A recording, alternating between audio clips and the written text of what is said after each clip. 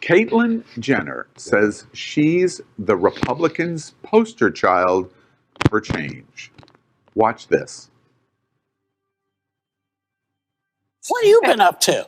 Oh, me? I was just nothing, running for governor in the fifth largest economy in the world. Oh, okay. It's been quite a process. Uh-huh. Honestly, I got into this race because I love this country. I'm a patriot.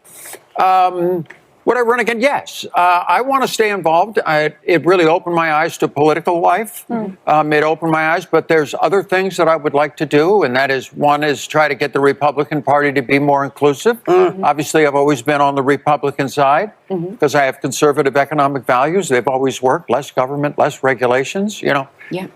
Government's not going to fix, especially in California, it's not going to fix our economic issues. But the people will if you let them go. Yeah. You know, but socially, I'm much more progressive, and people, Were you as taken as you were by the immigration problem? Were you as taken with the Capitol 6 insurrection?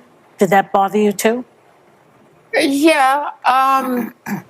Yeah, I mean, it wasn't right. It wasn't right. And we can't have that in our country. That's right. We need to bring people together, is what we need to do. We have a tendency in this country to put everybody in a box. Okay, my gosh, you're a Republican, so you must think this way, you must be this way.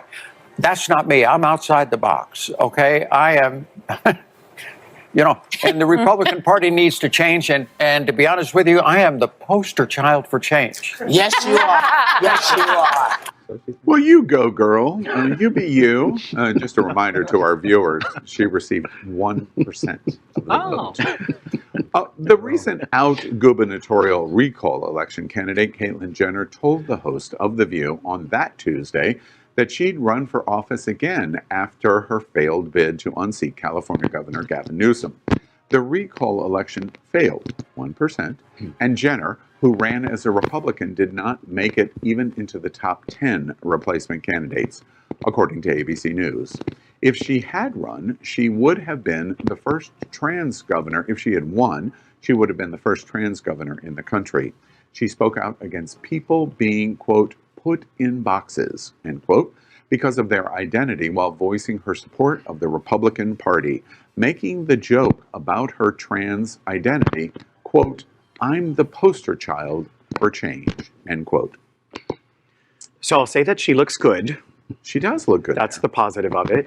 What's really, really insulting is that's what our standard is. That's it. That's it. She looks good. She looks good. She looks good. But the reality is that she's the first person to put everyone in a box in some capacity. So all of this is so incredibly hypocritical. And I'm so happy that she got a reality check with that no percentage basically of any of the vote. That's what she deserves at this point. And she's not even a blip on the perverse Republican radar. Not even at all. She doesn't matter. No. I don't agree with Tony. There was a picture there in a white suit. I didn't think she looked that great. I mean, in the interview. I got you. I mean, it really is sad, though, because, I mean, even at the Republican events, she's made fun of. Yeah.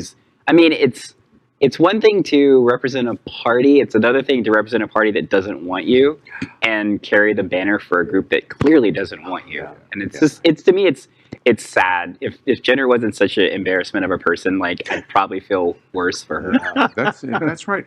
You know, it's interesting to me, for almost anyone else that's running for political office, an important political office. I mean, she makes the point. That is the governor of the fifth largest economy on the planet, comparing to other countries.